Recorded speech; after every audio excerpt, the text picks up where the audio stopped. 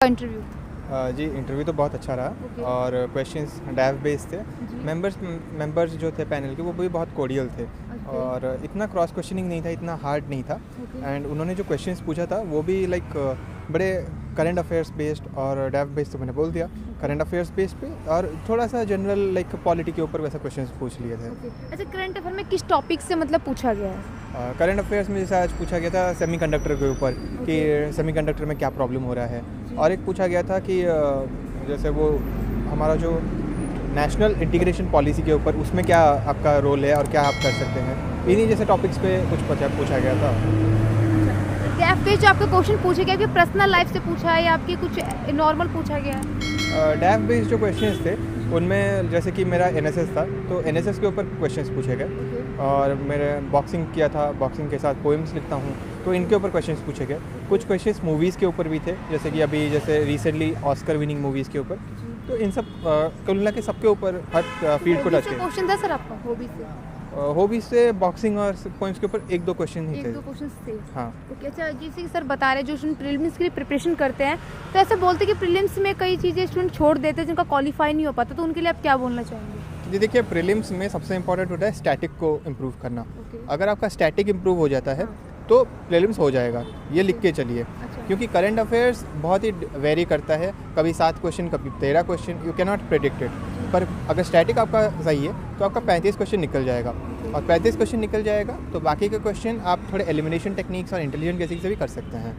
सो वो ईजी होता है अगर आपका स्टैटिक पे बहुत होल्ड हो।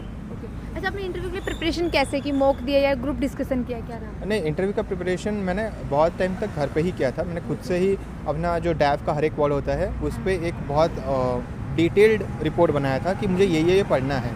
उसको कंप्लीट करने के बाद जब मुझे लगा मेरा इंटरव्यू का मैंने कुछ नॉलेज हो गया मुझे, फिर मैं आया दिल्ली और मैंने कुछ मॉक इंटरव्यूज़ दिए, अराउंड करीबन 4-5 मॉक इंटरव्यूज़ दिए होंगे। तो जो आपने मॉक इंटरव्यूज़ दिए वो कितने हेल्पफुल रहे, और उनमें कंपेयरनेस किया जाए तो कौन सा ज़्यादा आपको कंफर्टेबल फील कराया गया? वैसे बोला जाए तो रियल इंटरव्यू और मॉक इंटरव्यू में काफ़ी डिफरेंस था, क्योंकि मॉक इंटरव्यू में ओनली डैव बेस्ड कुछ ज़्यादा ही रहता था, सिर्फ अच्छा। डैव पे ऊपर ज़्यादा फोकस था। बट इनका डैव से ज़्यादा खुल के अलग चीज़ों पे भी काफ़ी फैक्चुअली क्वेश्चन थे किस में डैव मैंने इंटरव्यू में आपके? फैक्चुअली क्वेश्चन पूछे गए कुछ? फैक्चुअली एक तो जैसे मैंने वो पॉलिटी के ऊपर फैक्चुअली क्वेश्चन पूछे गए, बट मैक्सिमम क्वेश्चंस डैव से भी थे और करंट अफेयर्स से थे। तो फैक्चुअल नहीं, it is more of opinion based कि आपको क्या लगता है, तो उस तरह के क्वेश्चन ज़्यादा थे।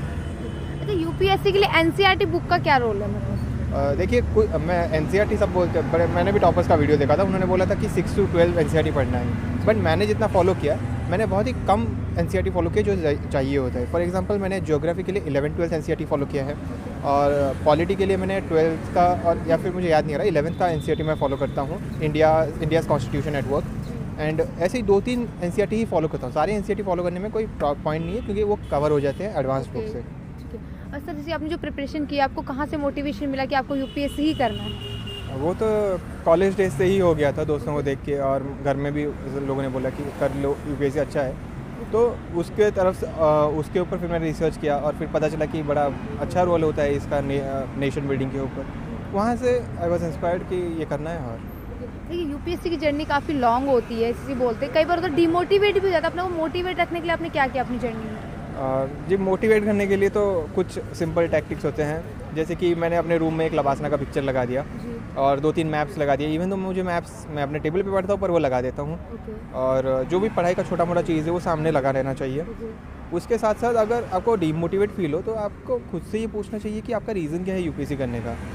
अगर आपके पास वो सॉलिड रीज़न होगा तो आप you will like to go further ahead. अगर आप थक रहे हो वो 10 स्टेप्स आगे जाओगे। अगर आपके पास सॉलिड रीज़न है क्यों ये करना है, वो क्यों इंपॉर्टेंट होता है, वही सेल्फ मोटिवेशन के चलते हो जाता है। अच्छा, पहली आप प्रेफर किस पोस्ट को देना चाहेंगे? आईएएस, आईपीएस, किसका आपका है? मेरा सबसे पहले तो मैंने भरा है आईएएस भरा है, और सेकंड मेरा आईएफएस चॉइस दिया है।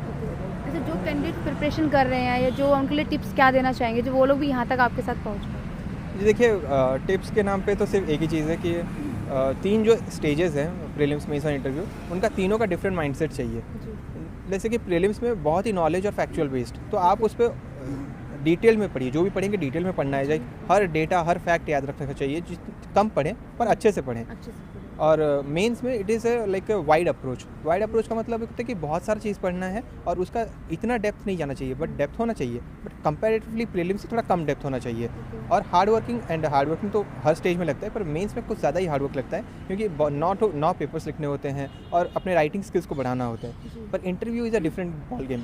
उसमें फैक्चुअल से ज़्यादा आपको अपने आंसर स्पीकिंग स्किल्स और कैसे आप सोचते हैं, आपके अंदर वो ट्रेड्स हैं या नहीं एक IAS ऑफिसर के, वो दिखना चाहिए।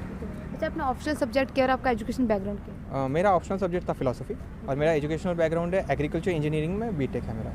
कई बार स्टूडेंट होते हैं ऑप्शनल सब्जेक्ट करते समय तो काफ़ी कंफ्यूज रहते हैं क्या करें क्या नहीं, तो किन बातों को ध्यान रखें ऑप्शनल सब्जेक्ट को सिलेक्ट करें? जी देखिए, ऑप्शनल सब्जेक्ट में मैंने जो इसे सिलेक्ट किया है, मेरा मेन फोकस था कि सबसे छोटा हो, क्योंकि अगर छोटा सिलेबस होगा मैं बार बार रिवाइज़ कर सकता हूँ। बड़ा सिलेबस को मेरे से रिवाइज़ नहीं होता था एंड मैंने ऐसे ट्राई भी किया था कुछ और सिलेबस, बस मुझसे नहीं हुआ, तो मैंने इसीलिए किया सबसे छोटे सिलेबस पे जो था फिलोसफी। दूसरा चीज़ है उसका ओवरलैप होना चाहिए आपके GS के साथ, जैसे कि फ़िलोसफी का ओवरलैप आपका एसे और एथिक्स में होता है, तो इस तरह से थोड़ा हेल्प मिल जाता है बाकी सब्जेक्ट्स को भी प्रिपेयर करने के लिए। टाइम मिलता है? टाइम बहुत मिलता है, लाइक अगर छोटा ऑप्शनल लेंगे तो 3-4 महीने में पूरा प्रिपरेशन हो जाएगा। तो इस तरह का ऑप्शनल लीजिए जिसमें कि ये दोनों हो। अगर थर्ड फैक्टर कोई कंसिडर करना चाहते हैं तो पिछले साल के मार्क्स देख लीजिए, बट दैट वो भी वैरी करते हैं, वो कभी कांस्टेंट नहीं होते, तो पर मेन फोकस इन्हीं दोनों के ऊपर होना चाहिए आपका।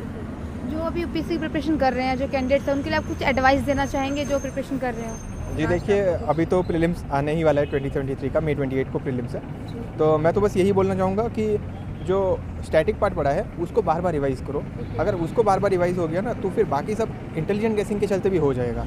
प्रीलिम्स गारंटी निकल जाएगा अगर स्टैटिक पे बहुत अच्छा होल्ड है, और स्टैटिक अगर कमज़ोर है तो प्रीलिम्स का निकलना बहुत बड़ा मुश्किल हो जाता है। सो जितना भी दिन है, अभी काफ़ी दिन है, 1 महीना काफ़ी बचा है, try to focus mostly on your static. जो बेसिक एडवांस बुक्स हैं उसको अच्छे से रट लो, अच्छे से उसको प्रिपेयर कर लो and you will be done. Thank you so much.